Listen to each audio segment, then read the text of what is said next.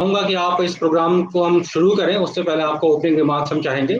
और एक प्रश्न भी है मेरा उससे पहले कि governance is ultimately all about delivery and your educational background and various professional assignments are clearly indicative of your personal inclination towards technology.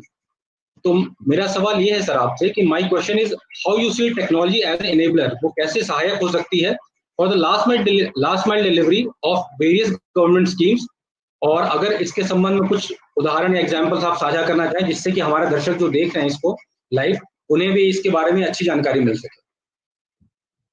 धन्यवाद पुनीत जी, और मैं आप सभी नामो ऐप के वॉलंटियर्स को धन्यवाद देना चाहता हूं कि आपने मुझे इस फोरम पे प्लेटफॉर्म पे आने का अवसर दिया और कुछ ऐसी बातें जो हम सरकार में कर रहे हैं माईगव के माध्यम से और इसके पहले जो मैं विभिन्न पोजीशंस पे रहा हूं उसमें किया है, उसके बारे में लोगों से बातचीत करने का, उनके सुझाव जानने का, उनके सजेशंस और उनसे इनपुट्स और फीडबैक लेने का। बिकॉज गवर्नेंस, जैसा आपने कहा कि पूरे समय मेरी 25 साल की नौकरी मैंने ये देखा है, तभी सही मायने में सफल हो पाती है जब हम जो एक्सपेक्टेशंस हैं, जो नागरिकों की आकांक्षाएं हैं सरकार से और अधिकारियों से, उसको समझ पाएं।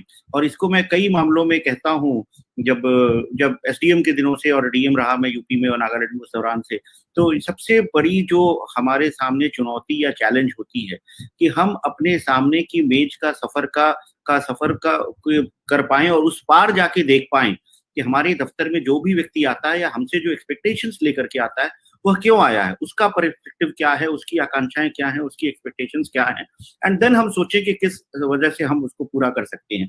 तो कई बार हमको ये सफर पूरा करना पड़ता है, उस तरफ जाके देखना पड़ता है कि पब्लिक की एक्सपेक्टेशंस हमसे क्या हैं और क्या हम जब हम अपने निर्णय लेते हैं या फाइलों पे या रूल्स का हवाला देते हैं, क्या उस पर खरा उतर रहा है। अगर मैं वहां होता या हमारे घर का कोई होता तब मैं क्या करता।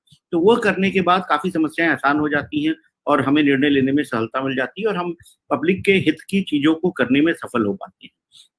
और ये इसी चीज को जब हमारे जैसे बड़े देश में when we expanded to the size of our country, हमारा देश बहुत बड़ा देश है, 130 करोड़ लोग हैं, तो टेक्नोलॉजी की जरूरत ये पड़ती है कि हर व्यक्ति हमारे पास, हमारे मेज के सामने, हमारे दफ्तर में नहीं आ पाता है। तो क्या वो व्यक्ति हमसे संपर्क कर सकता है टेक्नोलॉजी के माध्यम से? आज लोग हर माध्यम से टेक्नोलॉजी इस्तेमाल कर रहे हैं। इंटरनेट में जो पूरी दुनिया का इस्तेमाल हो रहा है, मोबाइल बेस्ड इंटरनेट, उसमें हमारा देश अग्रणी है। तो क्या हम टेक्नोलॉजी का उपयोग कर सकते हैं जनता को अपने पास पहुंचाने में और अपनी योजनाओं की जानकारी लोगों तक पहुंचाने में? तो टेक्नोलॉजी से बहुत सहायक होती है, इससे ट्रांसपेरेंसी आती है, अकाउंटेबिलिटी आती है और किसी भी दशा में जो गेट कीपर होते हैं, मिडिलमैन होते हैं, उसको एलिमिनेट किया जा सकता है। कई बार ये देखा गया है कि फिजिकल वर्ल्ड में जब किसी कलेक्टर के दफ्तर में कोई व्यक्ति जाना चाहता है तो अर्दली खड़ा होता है या स्टाफ खड़ा होता है, स्टेनो बाबू खड़े होते हैं। ये सब टर्म्स यूपी में बड़ी ज्यादा प्रचलित हैं और कई बार ये देखा गया है कि वो जो अधिकार अर्दली और स्टेनो बाबू या गनर इस्तेमाल करता है वो अधिकारी से कहीं ज्यादा हो जाता है। तो जबकि गवर्नेंस के लिए इसको खत्म करने की जरूरत है, सीधा संवाद करने की जरूरत है, जनता से जुड़ने की जरूरत है और यह हो जाता है टेक्नोलॉजी के माध्यम से। अगर आप सोशल मीडिया का उपयोग कर रहे हैं तो लोग आपको डायरेक्ट कांटेक्ट कर सकते हैं। अगर आप पोर्टल दे रहे हैं तो लोग उस पर फीडबैक डायरेक्ट दे सकते हैं।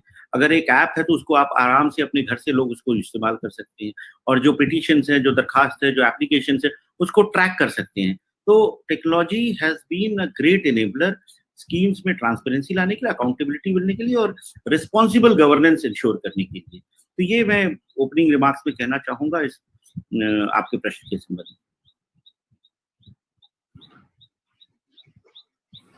धन्यवाद सर। और जैसा